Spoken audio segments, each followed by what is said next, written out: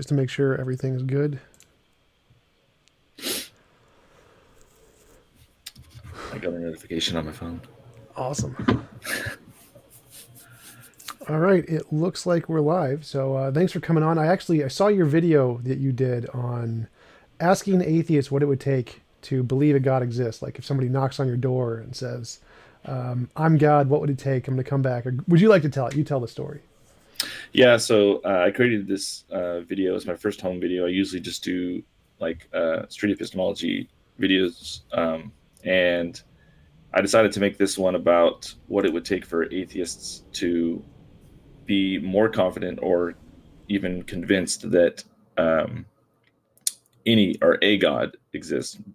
Doesn't necessarily have to be a particular God, but so the scenario is that if God, came to your door, knocked, and asked you to come up with some criteria to be convinced that he was actually God, and he'll be back in a week, and so he comes back, and so your job is to lay out something that would convince you. And I thought it would be an interesting exercise to be open-minded about what that would look like. And you mentioned that when you ask atheists this, they don't usually answer. So have you asked a lot of atheists this before? Well, I haven't personally asked a lot of atheists this, but when I'm, watching videos and such like that, that's typically the answer that people give. And honestly, that's something I used to give. I first heard it from Matt Dillahunty, and he kind of coined the answer that I don't know what it would take, but a God would know, which like I thought it was like when I first heard it, I'm like, that's awesome. That's a great answer, because if God exists, he would know exactly what that would be, and he would have the power to do it. And so the only possibilities are that he doesn't want you to know, or he doesn't have the power, and he's not really God or something like that. But the point is not necessarily that if a God exists, he would, and he wants you to know, then that it would happen, which is true. The point is, like, do we even really know what that would look like? Are we open to that? Are we just kind of like not even entertaining the idea? And I think that's the case. I think we're not even entertaining the idea. And this is true because I had trouble coming up with something. And so I made that video to kind of shed some light on that, because it's not like, oh, I figured it out, I know exactly what it'd be. It's more like, we haven't really thought about this. And I got some good feedback in the comment section of that video, basically explaining there's so many like properties about a God that we would have to break them up one by one and come up with some criteria in which to be sure that, or reasonably confident that they have that attribute, So, well, I wanted to give you my answer and hear your thoughts on it. So okay. From my perspective, like my whole thing is that we have to start with, there has to be some way to differentiate between imaginary and what's real. And the best way to do that is testable predictions. So if you say, I believe there's a God, and if there's a God named Yahweh or whatever, and I pray to Yahweh and a gold brick appears in front of me every single time I pray to Yahweh, I would consider that good evidence that this Yahweh thing exists. So in that sense, just making novel testable predictions, I think, is a good basis to say that there's something out there that exists. Like if we could say, I believe in God exists and God's going to raise me from the dead in 3 days, and then you actually raise from the dead in 3 days, that's pretty good evidence. But there's a problem with this evidence, is that it doesn't show that there's nothing greater. So like if you said God was the most powerful thing or the first thing to have ever existed in the universe, and you can use this to make testable predictions like I'm going to rise from the dead in 3 days, well, that wouldn't show it was not itself created by some greater God. So I'm happy to use testable predictions to show a lot of the properties of God. Like all the things in the Bible pretty much can be granted, like 90% of it, just based off novel testable predictions. If you can show Jesus rose from the dead, if you can go back in history and show archaeological evidence, then most of that stuff can be confirmed and would convince me that there is a being named Yahweh that does exist. But if you're claiming that Yahweh is the greatest possible being, or the most powerful, omnipotent, omnibenevolent, omniscient being that there's nothing greater than, that part I don't think can even be supported by evidence.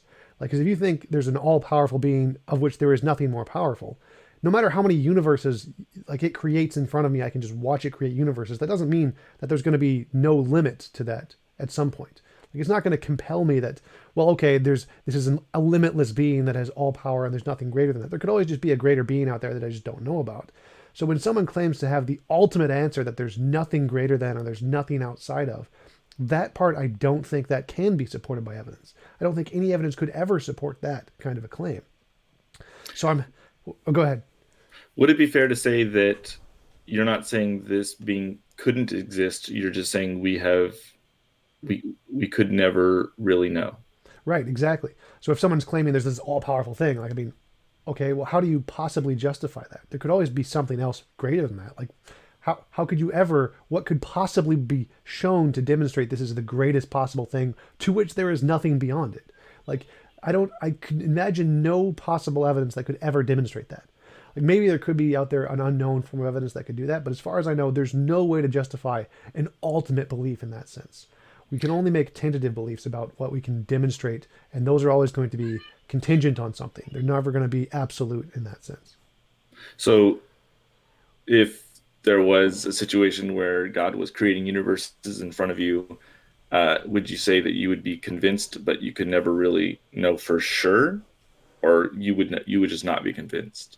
Well, I would be convinced there is a really powerful being that can create universes at will, and I'd be like, yes, this is impressive. I am super impressed by this, but I would never go so far to say this is the most powerful thing ever in all existence, because I don't know everything about existence. I mean, I'm willing to grant this being exists. This being can create universes. It's a really cool being, but I'm not going to go so far to say this is the most powerful being to exist anywhere in existence, because we don't know anything about everything. We don't know everything about existence. So I would never go that far. I don't think we can justify that claim, but I would be happy to grant it exists. There's a heaven and a hell. There's a Jesus, all that stuff. The only claims I wouldn't be able to grant are those omni claims, that there's nothing outside of this. There's nothing more powerful than this. There's nothing more good than this. Those I couldn't claim, but everything else, totally okay with. Could you just tack on as far as we know? Yeah, we could definitely do that. We could say, well, as far as we know, this is the most powerful being. That's totally fine.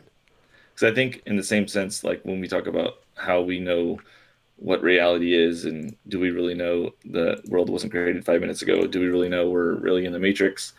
And so when you get to that level of skepticism, it's like you can just say, as far as we know, to our best of our knowledge. And so that's probably the same situation. But yeah, so I'd kind of like to point out how really easy it is to come up with some criteria in which we would be convinced, because when you're dealing with omni-properties, it's like the limit to your test is your imagination, because they can do anything, they can know anything. So if you're not able to be convinced that they are capable of doing something, then you're just not thinking, or you're not using your imagination. You're just not wanting to be open-minded about that.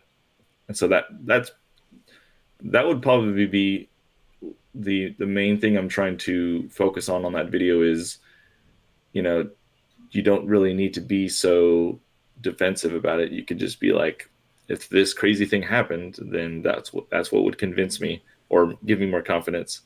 And because it's not like it's going to happen. It's not like we're scared, like, oh no, it's going to happen, and then now I'm going to be convinced, and damn it, I'm not an atheist anymore. And it's like, no, that's not really how it goes.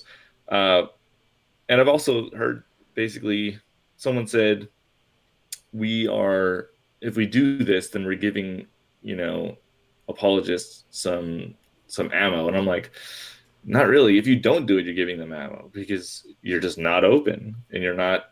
It makes your belief unfalsifiable. Like if you don't have any way to, you just assume it as like a starting point and then have no way to change your belief. Well, then that kind of justifies the apologist position. Well, you're just being closed-minded and not actually open to any other possibilities. And so, yeah, I would agree, that's not a good idea. You shouldn't just close it off like that. I think that we should hold theism to the same standard we hold anything to.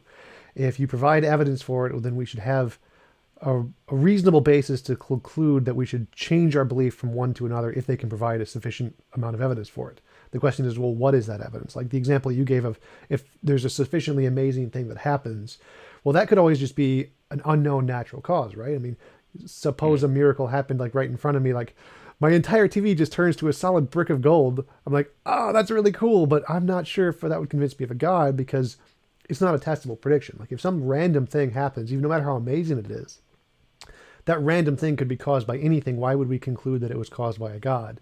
So that's why my criteria is testable predictions. If you say, there's a God, I'm going to use that God to make this prediction. And if it happens regularly, I'm like, okay, that's good evidence. I'm happy to grant that. We're good. But I still think that those omni-properties are just, I don't see any way to justify those other than like how you said, as far as we know, this is the most powerful being or something like that. Right. I think that is a great way to justify your belief. Like saying, I believe there's this being and it's the most powerful thing I know of, or as far as I know, it's the most powerful. But if you're going to go so far as the theists normally do and say, this is the omni-powerful being that created everything and there's nothing before it, just by definition, like the deductive arguments they present, I think that is just way, way too ambitious that it's not really a justifiable thing to do in most cases, in any case, pretty much. Yeah, and that's the issue that apologists or believers tend to run into, is because they're making these claims that they can't back up really, um, and part of the reason why we don't come up with reasons that would convince us, or I mean things that would convince us, is because we're used to this relationship where they say this is true, and we go, okay, show us the evidence, and so I feel like atheists should try to be as generous as possible when someone says that this all-powerful God exists. And I'm like, oh, okay, so how do we test that? How do we know that it's not like mostly powerful, or he can create a universe but he can't create two, or how do we do that? And so that in that way it kind of gets them thinking of, oh, I can't just you're not rejecting my claim, you're just saying how do we get there, and it's kind of like a partnership of how we establish this. And so in a sense, if you do this, it will get them off of their post of defending these claims that they have or they've grown up with or something like that. It kind of like, how do I describe it? You have like basically two corners making claims, saying prove it, and it's just back and forth. But if we just go, okay, so how do we go about doing that? And then now it's like not two people on opposite sides, it's just two people with different beliefs going, how do we establish this? Yeah, that works really well, especially in street epistemology. But when I try that on apologists, they get really upset. They don't like that at all. Like I talked with Greg Kokel in person. He was up here in Minnesota to do a apologetics conference, and he hates it when you just ask him, well, how do you get there? He's like, he wants you to present an alternative like naturalism and say, well, okay, well, how would you explain like the beginning of the universe? And you have to defend naturalism. And if naturalism can't explain it, well, then my explanation is the better explanation. That is so when I think you're right that it's better to take the approach that we should just say, okay, how did you justify that belief? And then apologists have the scripted response where they just say, oh, well, if my God was created, well, then that's not the God I was talking about, or something like that. And they give those deductive arguments of, oh, no, my God just is the ultimate creation of everything with no justification, or just those deductive arguments that are supposedly absolute or logical or some sense. But I think most people would agree that, yeah, it's kind of hard to justify that there's an all-powerful being. But yeah, apologists hate it when you do that. They're really angry at street epistemology because it does take that approach.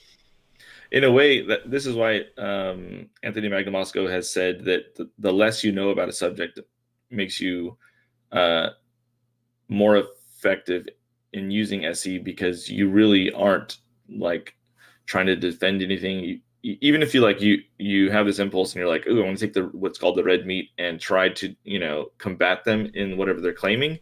Not having any position on what they're saying really helps that process of going, okay, so how do we get there? So if you're talking to an apologist and they go, well, I'm claiming this, what are you claiming?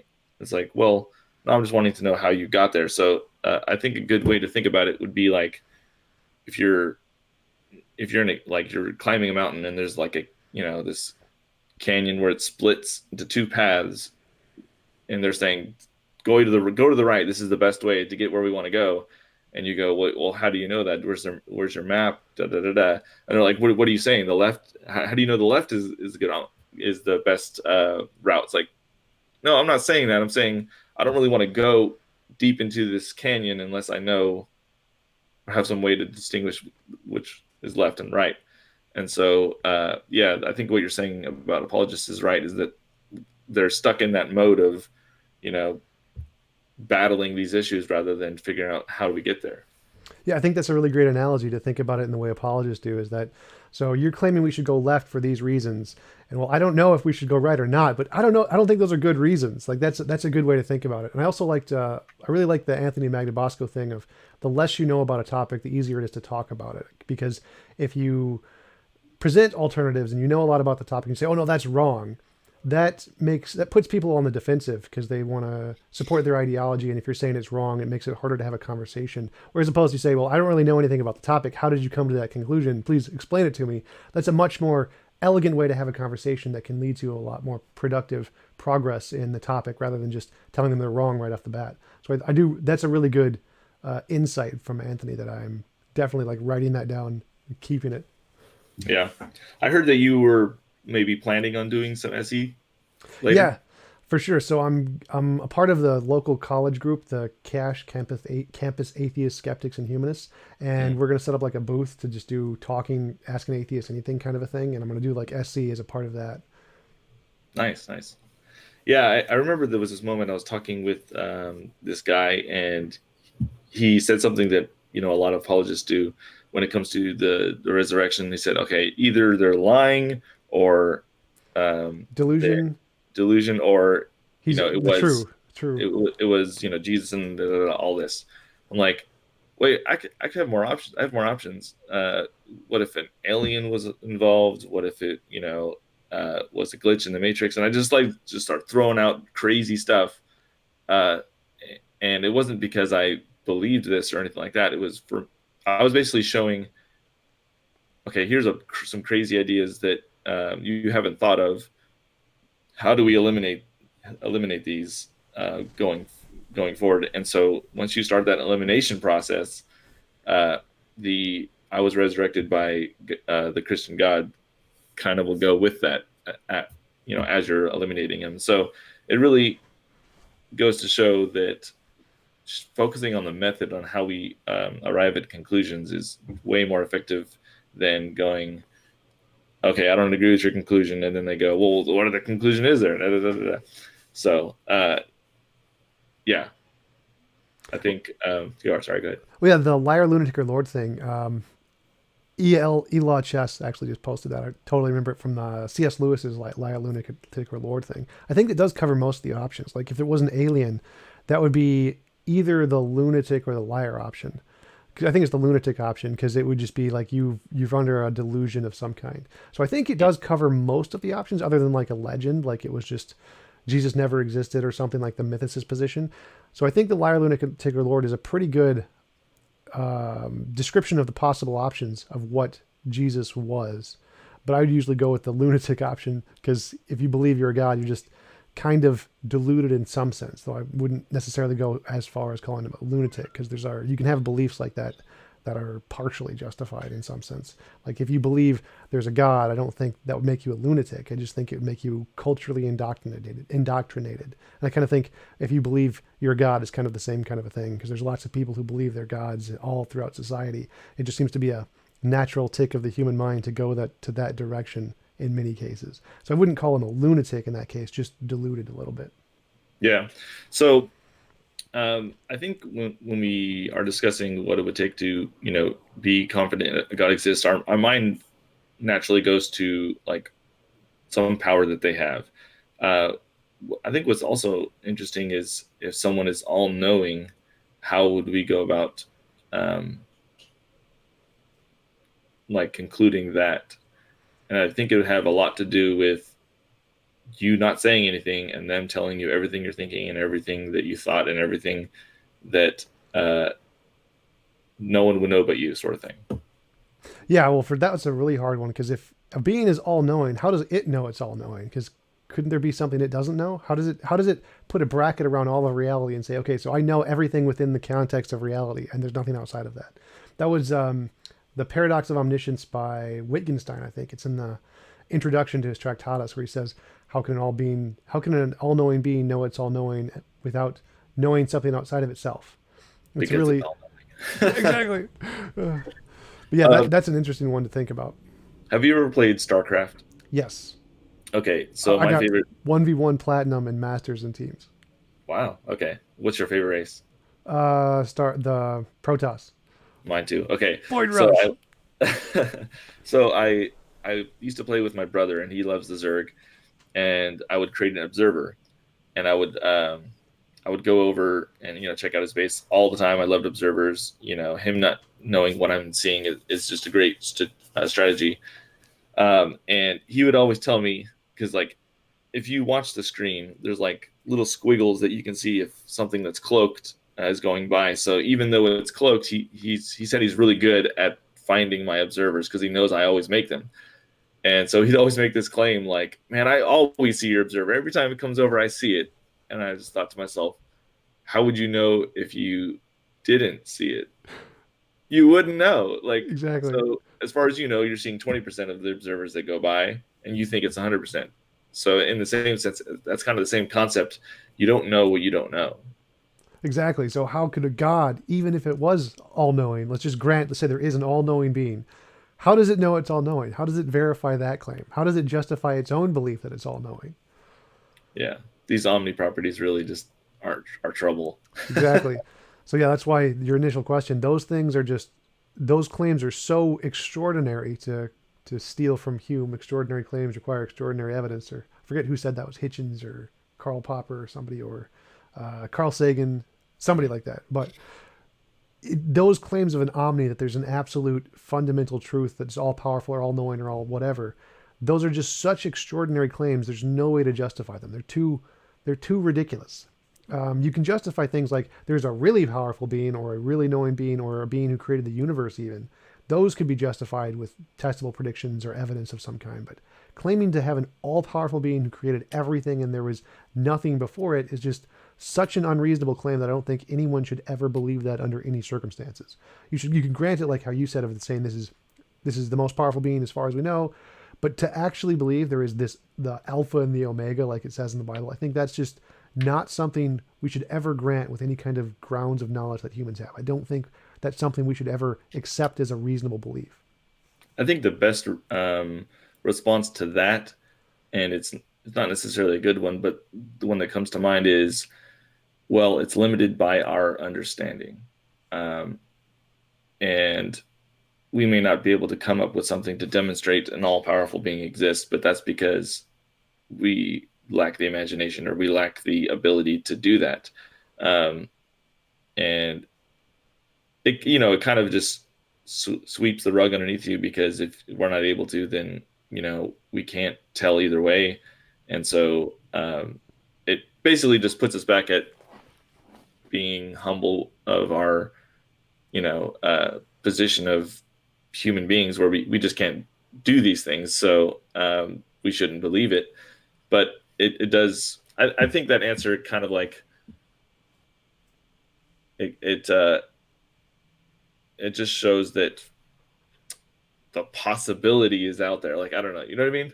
Oh yeah, absolutely. I wouldn't say that because we have no way to verify it, therefore it can't exist. I wouldn't go that far.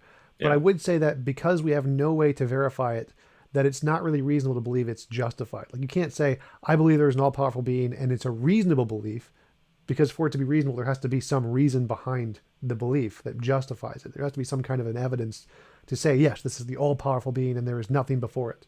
But Yeah. how could you possibly ever demonstrate that? I don't think that's a thing that human knowledge allows us to do. So I don't think it can ever be a justified belief. I think you can believe it on faith. Like, if you want to just say, okay, I believe that there's an all-powerful being who created everything and there's nothing before it, and it's just purely based on faith, I can be like, okay, that's a cool belief. I can grant that. I just don't see any reason to justify it, and that's perfectly fine. Like, that was my conversation with Pete Inns.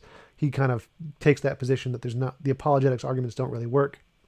He believes based off of faith and accepting scripture, and I'm totally okay with that. I think that's a reasonable belief. If you just accept it, doesn't have any supporting evidence, it's just a belief that you have not based off evidence, well, that's totally fine. There's no inconsistency there. So like, I can believe I am the smartest person in the universe, even if it's not based off any evidence. As long as I don't claim it's based off evidence, it's totally fine to believe that.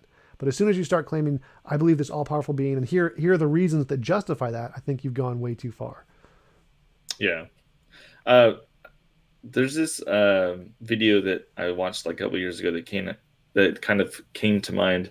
I don't know if you ever saw this sort of claim, but there was like this young preacher, and he was basically explaining how out of all the things to know in the universe, what's the percentage you think that you know? And someone might go, wow, it's like probably really strong, really small, like 2%. And then it's like, okay, well, God knows all of it, so it's like way bigger than yours. So basically trying to humble you and say, you don't really know anything, so try not to take your reasoning abilities too seriously. But the problem I always found in something like that is going, well, how did I come up with my percentage? How do I know how much is out there? How can I how can I say I have like 2% of all of knowledge if I don't know the total? Like, if there's a pizza and it's like, well, how big do you think your slice is? I don't know. Like, I don't know the size of the pizza. And so there's that same problem of like, we're limited and we don't know the total. How could we ever say how big our slice is? Have you ever heard anything like that? Yeah, absolutely. That's one of my favorite quotes is from Thomas Edison, who says, we only know 1/1,000,000% of anything. So I really love that. And the claim that apologists make that there's an all-powerful being, I mean, like, how could you possibly know there's an all-powerful being without actually yourself knowing everything? Like, if I grant I only know 1/1,000,000% of anything, and you're going to claim that there's an all-powerful being who knows everything, well, how could you possibly know that without yourself knowing everything? Like, it's so you and your whatever 2% or 1/1,000,000% knowledge claim to have knowledge of this all-powerful being who knows everything. That seems like a contradiction in terms, kind of, to say that with your limited knowledge you have knowledge of this absolute. It seems like a direct contradiction to say those two things. To go back to the StarCraft example, there are things that we know we don't know. So, like, for example, when you start off a StarCraft game, you know this is the map. I only can see this. The rest is black. I don't know. And like that's the intuition when someone asks, like, out of all the things to be known, how much do you know? You kind of have an idea that you don't know shit. Like, the universe is huge. We kind of understand that it's limited by our scope, not necessarily by some parameters like a StarCraft map. Like the light is limited by our ability to detect, like, the wavelengths. Like, it goes as high as we can detect, it goes as low as we detect. We don't know where that ends. As far as I know, I could be wrong, I don't know. But it's like there is a distinction between we know we don't know things, and then there's just like we don't know what we don't know, and that's just who knows how big that is. But would you say that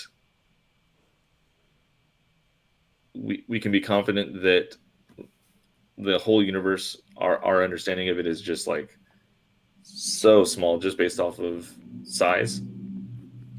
Well, I wouldn't say just based off size. I would say that we can't ever conclude that we have any solid percentage grasp of anything. So, like, we can always get smaller. Like, we thought that atoms were the smallest particle. That was back in the Greek days. We defined atom. Just the definition of atom was the smallest constituent part that wasn't made of anything. But then actually, when we looked into the physical atom that made up all of the stuff, we realized it was actually made of smaller things, protons and neutrons and electrons. And when we zoom into those, we realized that they're actually made of smaller things, of gluons. And when we look into those, we might find out that they're actually made of smaller things. So we have no reason to conclude that there is a stopping point, that we've reached the end of the discovery metric, and that we're at the edge of the map, so to speak. So as far as, I don't think we have any reason to conclude that we have any grasp on that we have some percentage that we know of the reality. I think we should only conclude that it can go on infinitely until we find, like, a way to determine there is a stopping point. And until we find out, yes, here is a stopping point, and here's how we conclude what a stopping point is, I think we should always just assume that we only ever understand 1/1000% of anything. Because I think the greatest mistake that humans have made is concluding that, well, here's the end, there's nothing beyond this, and we're just done. I don't think that's something we could ever justifiably conclude in human knowledge, especially in like science. It's just, Yeah, if we were to look at the universe and we found this like huge wall, and we're like, we found the edge of the universe, and look on the other side, there's the edge there, and we go up and down, there's edges. Even if we do that, it's like, well, what's on the other side? exactly. Yeah, it's very interesting. So the other claim would be an all-loving property.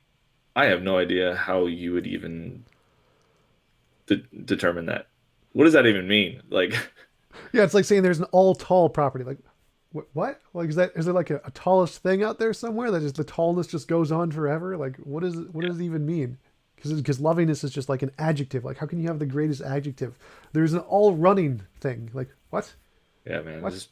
it runs better than any runner.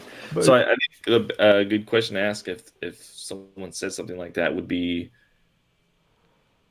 what is the second most loving thing? yeah, Because it forces them to go, okay, what's the criteria? Because I'm just saying all loving, it's the most. Okay, well, what's the second? Crap, now I need a criteria. Now I need a method. that's. I think they would say that God is like the essence of love or something, like the basis of love, where all love comes from. Kind of like, for example, water. Hydrogen is the basis of water, and water can't be made without hydrogen. So I think they'd say God is like that in that sense, kind of like the basis of all love, and that's kind of what it means to be omnibenevolent. That Yeah, but that doesn't really answer the question for me. It's like, is there someone that isn't as loving as God because they have the capacity to love? Does that mean that and they get it from God? Does that mean they're all loving just like God because it's all the same? Or like there's a scale of love, right? Like, because if you take someone, who's just, had a horrible life and conflicts pain on everybody, it's like, okay, he's not as loving, right? Okay, so what is the difference between all loving and the least loving, and how do we read in between?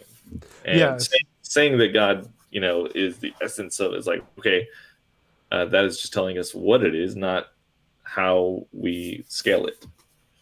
yeah, for sure. So it's a really, because there's different answers there for most theists, but the one I think that most theists resonate with is just saying like God is just the source of love, and that's kind of what they mean by omnibenevolent. Not like it's some kind of a measurable metric that there's like, Oh, okay.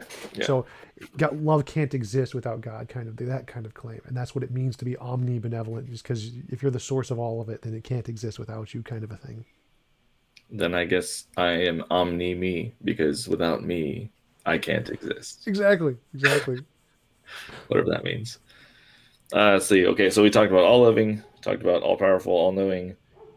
Am I missing something? Well, there's the eternal, the existing outside of space time, which is kind of an omni too. Omni existent. Yeah. Yeah, so I think the 6 properties of a God are omnipotent, omnibenevolent, omniscient, personal, eternal, and conscious. So those are the 3 omnis, are the all powerful, all knowing, all loving. And then there's the eternal, which may or may not be an omni. And then the other one is just personal and conscious. I think eternal would be similar to omniscient, because it's like, well, how do you know you existed first, and how do you know that you're not going to die eventually, or not exist, or whatever you want to call it? Those are just like baseless assertions. Right. So like, if assuming you believed that you existed forever, well, how do you know you weren't created by something else and it caused you to believe you existed forever, but you were actually just created? You just don't know it. Yeah. So I guess the moral of the story is we should never say, or never claim to know, or believe these omni properties, because there's always just limits to them, and it's an unlimited claim. Right. Absolutely. That's exactly my position, is that you can't say that with our tentative knowledge, you know some absolute thing. There's no way to justify an absolute belief based off of our tentative knowledge. Yeah. Cool. Now there's like lesser gods. Those are a lot easier. Like what it would take for me to believe Thor exists. I mean, I've watched Avengers. I have plenty of ideas. Like, okay, I see this, and he has a hammer. Okay, we just got beamed up, and now we're at what is it called? Oh man, I'm blanking. The Asgard or the Asgard, yeah. Like if I was at Asgard, I'm like, hey, I know that guy. Like this is just like the movies. Like, or I mean, it could be different, but uh, yeah, so and most of the claims in the Bible are the same kind of a thing. Like if there's a heaven and a hell, if I die and go to heaven or die and go to hell, I can grant heaven and hell in the same way that you could grant Thor by going to Asgard. So like most of the stuff in the Bible you could just grant in the same kind of a sense. But those omni powers are just beyond us. that creates a great outsider test for Faith for outsider test for faith. yeah. Like if you think about, well, this kid died and went to heaven, or this guy claimed he died and went to hell, and I'm like, okay, so if someone died and said they claimed they went to Asgard, is that just as good for evidence of Thor? Uh, and you can play with that a little bit, and it just demonstrates our inability to investigate when people die and go places.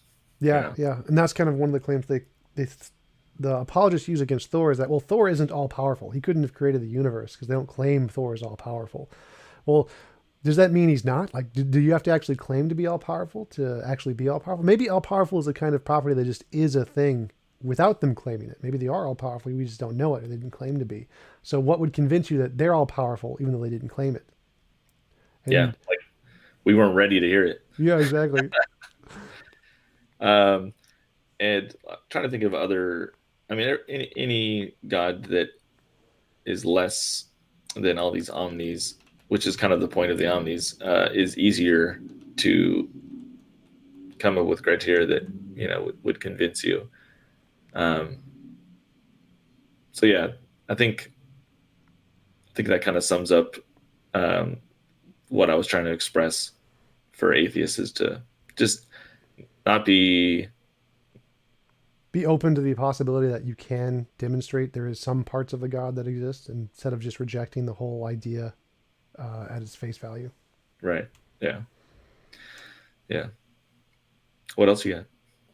Well, how long have you been doing? Let's talk about your channel a little bit. How long have you been doing that? Doing street epistemology? How did you get into it?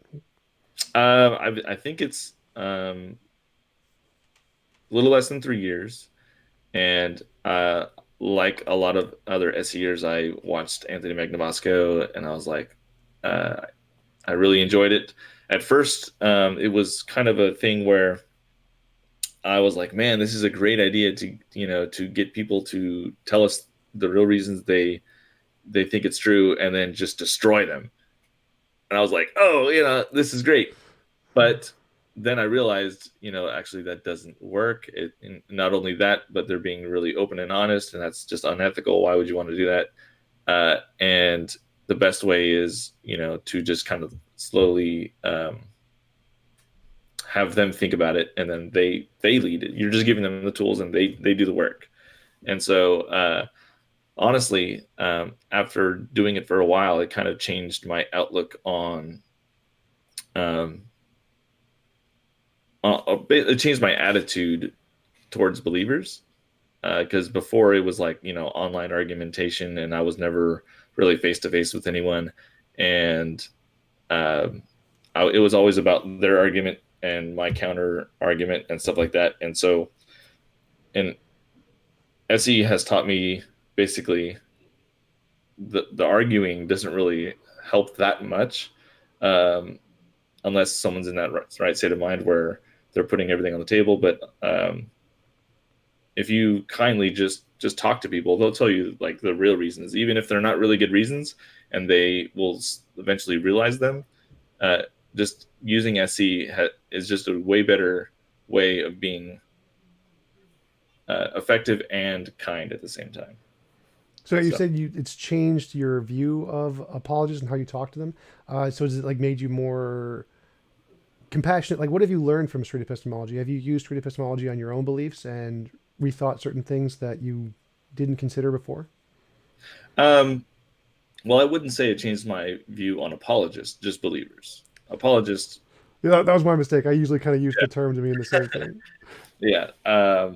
So your general believer, you just don't want to go to you're in apologist mode, sometimes with at being an atheist, and you don't want to do that to just your regular believer. Um, but as far as like things that I've essayed on my own beliefs, I think that last video was kind of born from that, because like I would ask all the time, what would it take for you to be less confident, and they're just unable to come up with something, and that not able to come up with something would lead me to say, if you're not able to figure out what it would take, is it possible that, or I'm sorry, if you're not able to identify what it would look like for you to be wrong, is it possible you are just wrong and you have no idea how to identify that? So, for example, this one guy I was talking to was saying, everything is clearly designed. Look around. It's clear. It's designed. I'm like, okay, what does undesigned look like? Can you think of one thing that's undesigned? And he's like, well, no, everything is designed. And I'm like, okay, but what would it look like if it was undesigned? And he just couldn't come up with anything. And so I usually ask, is it possible that something is undesigned and you just have no idea how to identify it? Like, if undesigned was right in your face, you would have no idea, correct? And he was just like, got a little stuck. So Yeah, I love that. Actually, the way I like to phrase it is, if there's a designed object and a non-designed object right in front of you, how do you tell the difference between the two? right. And the usual response is, um, well, there isn't any undesigned. It's like, well, you're not really entertaining the hypothetical, because you're just showing you don't have a way to tell. Right. So that means, but if everything is designed and you have no way to tell the difference between designed and undesigned, everything around you could be undesigned and you wouldn't be able to tell the difference, right? Yeah, you have no idea. Um, and so let's see what else is going on my channel. So I've been doing it, for a little less than 3 years. I have recently tried to create like a game where it's like, okay, you get certain points for identifying the real reason why you believe something. You get certain points for being able to test it. You get certain amount of points for all these other things that help you gain more confidence. And so basically the idea is, you give me your confidence level. We go through this game of like, that I lay out beforehand and tell them, okay, it would take this and that. And then later on, we'll compare what you can actually get to versus what you told me. Does that make sense? Yeah, sort of. Do you have like the game actually like finished yet? No, it was just an idea that I thought of, but I decided not to really use it, because it wouldn't really help someone reflect. It would basically just cause them to be more defensive, because they realize they can't get to where they need to go.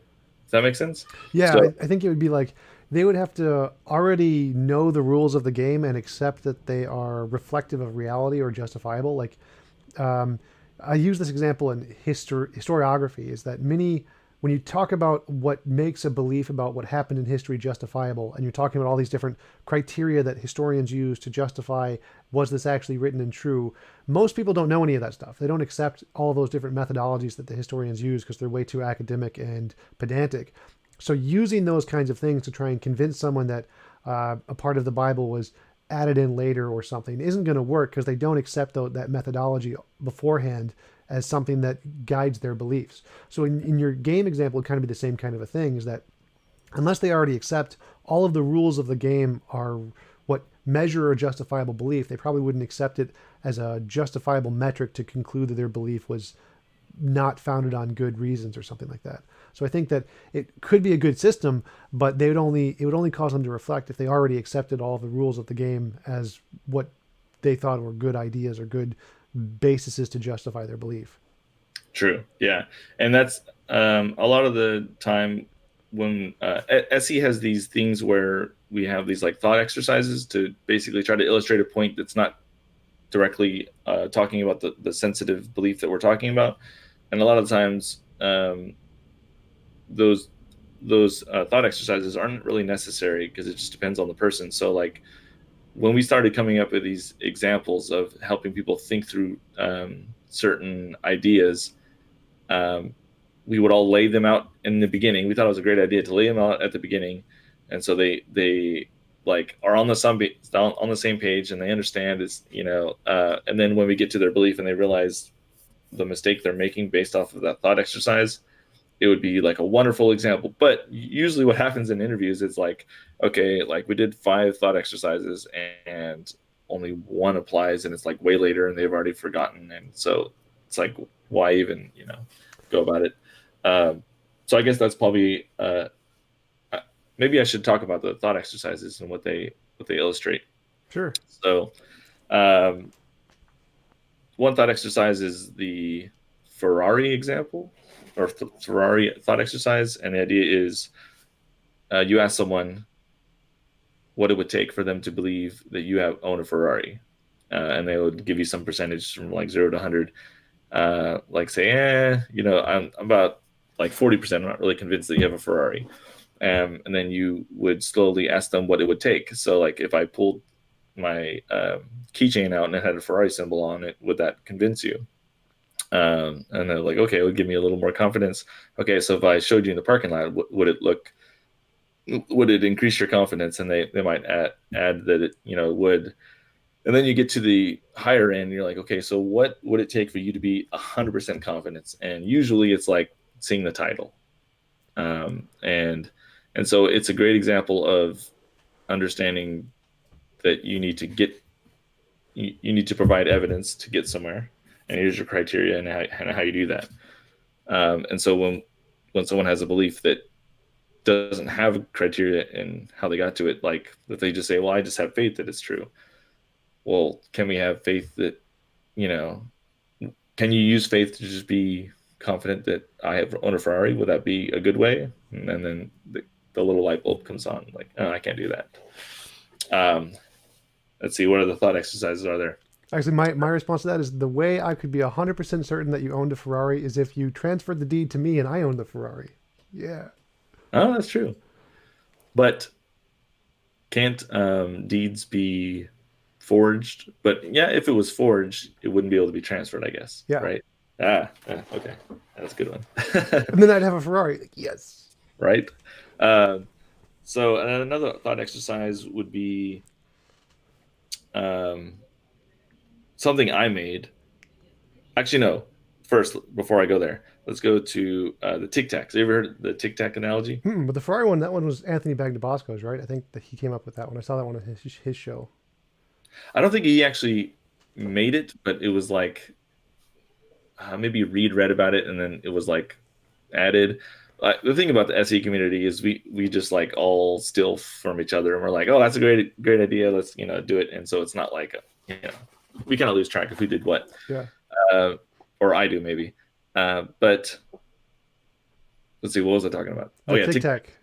So the Tic Tac exercise is to help people understand what they mean by saying something is true.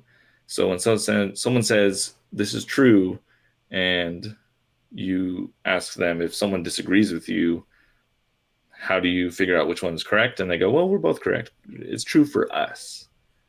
And it's like, okay, so how do we explain the idea of truth?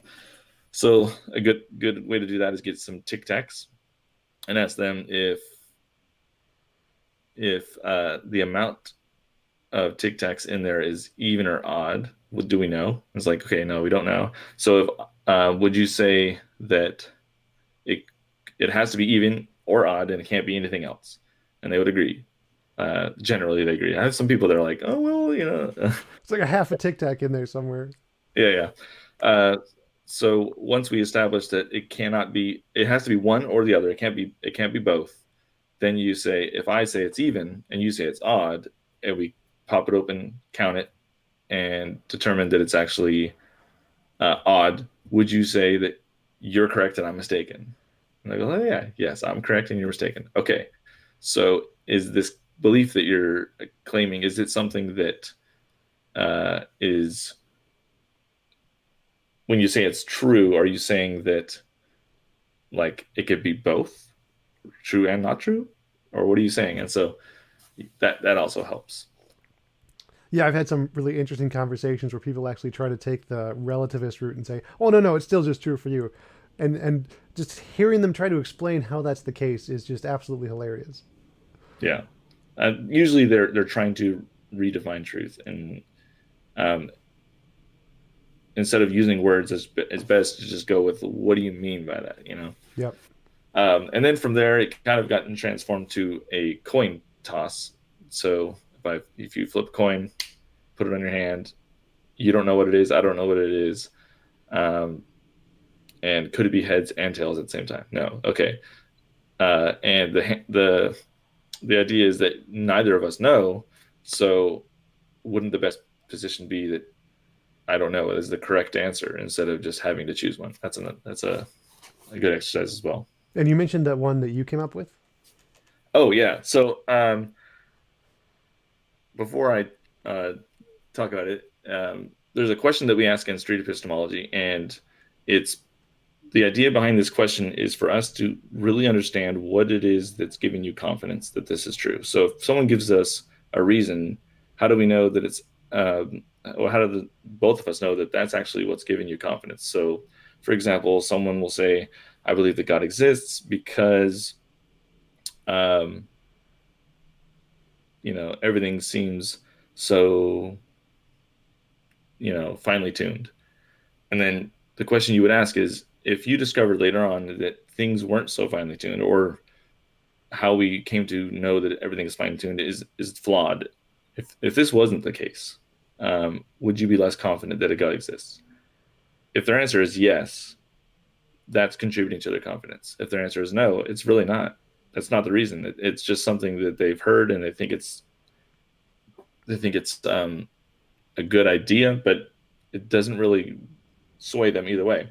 So I try to explain to people why I'm asking this because a lot of times it just seems like I'm trying to falsify their position because they say, well, this is the reason why. Well, what if that wasn't true? If I could just blow that out of the water, and they get kind of like a little defensive because what are you saying? This isn't true? It's like, no, I'm not really saying that's not true. I'm just saying if it wasn't, would that affect your confidence? And so I think it was helpful for me to explain why I'm asking that because I'm not trying to say it's actually not true. I'm just trying to understand if it's affecting their confidence.